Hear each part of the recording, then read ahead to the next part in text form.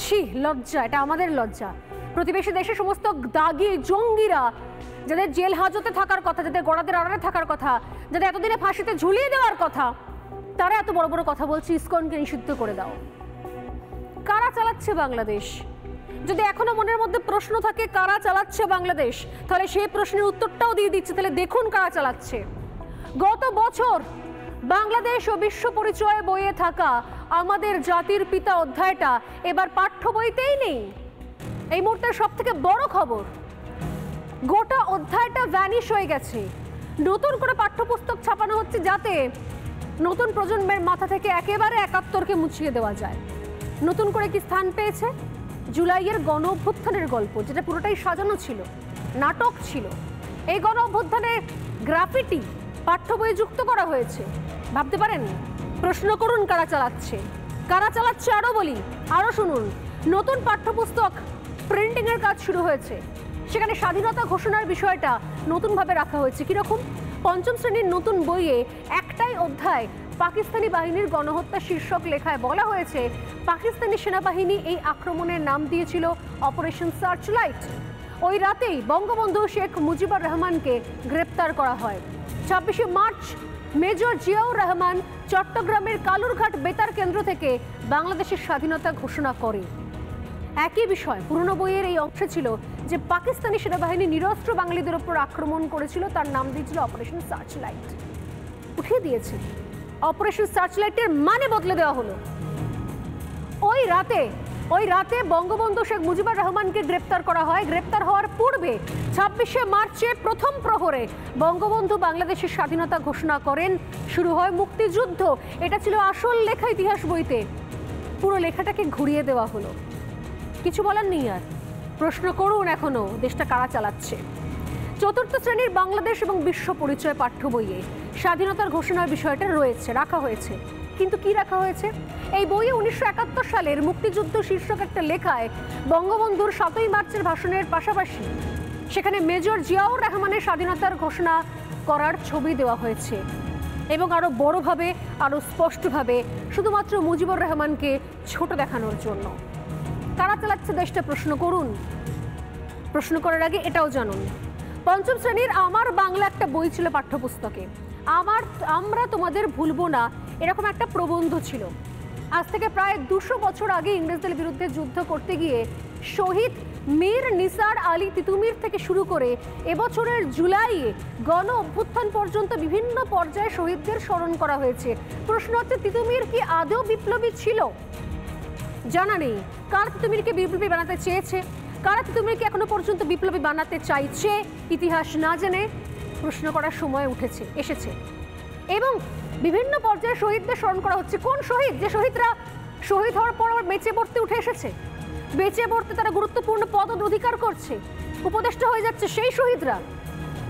জুলাই গণঅভ্যুত্থানের শহীদ আবু সাইদ এবং মীর মাহফুজুর রহমান মুগ্ধ, তার ছবিও নাকি পাঠ্যপুস্তকে চলে এসছে। যে মুগ্ধ আসলে মরেছে না মরে নাই, এইটাই সব থেকে বড় বিতর্ক হতে পারে বাংলাদেশে।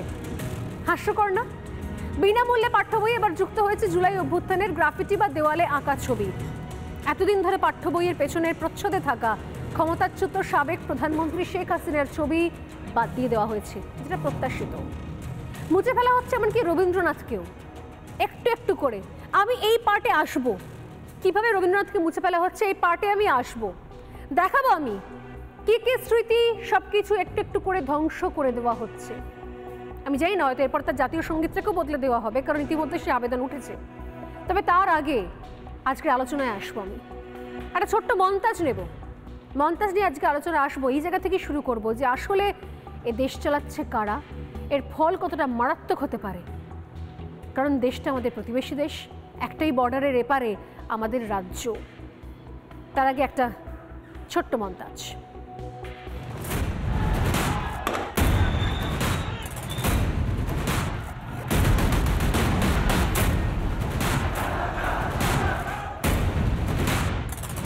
আন্দোলন তৈরি করতে হবে।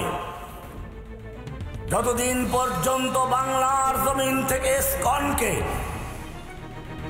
সন্ত্রাসী সংগঠন হিসেবে নিষিদ্ধ করার প্রজ্ঞাপন জারি না হবে, অতক্ষণ পর্যন্ত বাংলাদেশের গ্রামে গঞ্জে পাড়া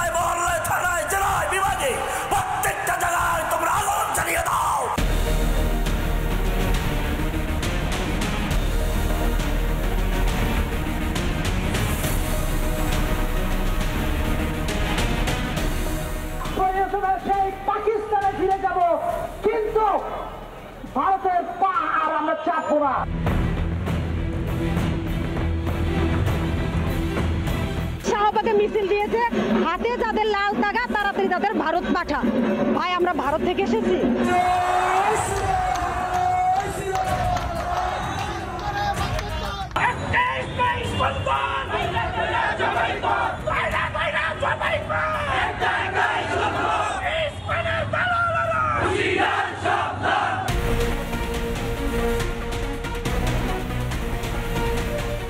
দোকানদার ভাইদের দৃষ্টি আকর্ষণ করা যাচ্ছে, আগামীকাল থেকে এই মার্কেট এলাকায় কোনো মহিলা প্রবেশ করবে না।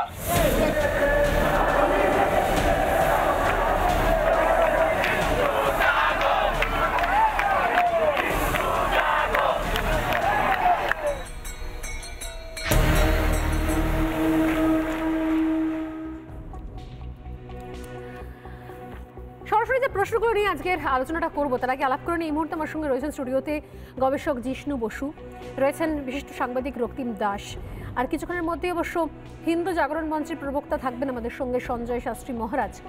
কারণ আজকে যে ছবিগুলো আমরা দেখছি দিনভর সকাল থেকে, তাতে বারবার একটা প্রশ্ন মাথায় আসছে যে সত্যি সত্যি একজন সাধুকে সন্ত্রাসী বানিয়ে দেওয়ার চেষ্টা চলছে। গোটা পৃথিবী দেখছে, দাঁড়িয়ে দাঁড়িয়ে বিশ্ব দেখছে, আর সমস্ত জঙ্গিদেরকে সন্ন্যাসী বানিয়ে ফুল চন্দন মালা পরিয়ে তাদেরকে অভ্যর্থনা জানিয়ে ছেড়ে দেওয়া হচ্ছে। ফাঁসির সাজাপ্রাপ্ত কুখ্যাত জঙ্গিরা বেরিয়ে এসে বড় বড় সভা করছে, মেহফিলে বড় বড় বক্তব্য রাখছে ইসকনকে নিষিদ্ধ করা হোক। এই দেশটা কারা চালাচ্ছে? তারাই চালাচ্ছে যারা নতুন করে ইতিহাস বই ছাপতে দিয়েছে। কিন্তু এবার সাহস করে আর কলকাতায় ছাপতে পাঠায়নি। এতদিন পর্যন্ত বাংলাদেশে পাঠ্যপুস্তক কলকাতায় ছাপা হতো, কিন্তু এবার যেহেতু ইতিহাসের বিকৃতি ঘটিয়েছে তাই কোথাও একটা ভয় ছিল, তাই কলকাতায় ছাপতে পাঠায়নি। কি কি আছে আমি কিছুক্ষণ আগে দেখলাম। আমি সরাসরি জিষ্ণুবাবু এবং রক্তিমবাবুর কাছে আসবো। শুরুতে রক্তিমটাকে দিয়ে শুরু করব। একটার পর একটা স্ট্যান্ডার্ড, একটার পর একটা অধ্যায় চেঞ্জ করে দেওয়া হয়েছে। প্রথমে আসি বাংলাদেশের স্বাধীনতা সংগ্রাম, স্বাধীনতা মুক্তিযুদ্ধ, পুরোটাই জিয়াউর রহমানকে সামনে নিয়ে আসা। তিনি ঘোষণা করেছেন, তিনিই বলেছেন, তারই উদ্যোগ, তারই ঘোষণা, তারই স্লোগান। ইতিহাস বিকৃতি নয়? প্রথমত যে বিষয়টা সেটা হচ্ছে যে জিয়াউর রহমান স্বাধীনতা যোদ্ধা, মুক্তিযোদ্ধা, এটা নিয়ে কোনো সংশয় নেই। ঠিক, তিনি যে স্বাধীনতার ঘোষণাও করেছিলেন এটা নিয়েও কোনো সংশয় নাই। কিন্তু তিনি যে ঘোষণাটা করেছিলেন সেটা কিন্তু প্রথম দিন একটা ঘোষণা করেছিলেন জিয়াউর রহমানের নামে, কিন্তু সেটা অ্যাকসেপ্ট হয়নি। পরের দিনে উনি কিন্তু on the behalf of Bangabandhu Sheikh Mujibur রহমানের প্রতি আস্থা প্রকাশ করে তার নেতৃত্বে যে মুক্তিযুদ্ধ শুরু হয়েছে, স্বাধীনতার ঘোষণা, এটা প্রকাশ করেছিলেন।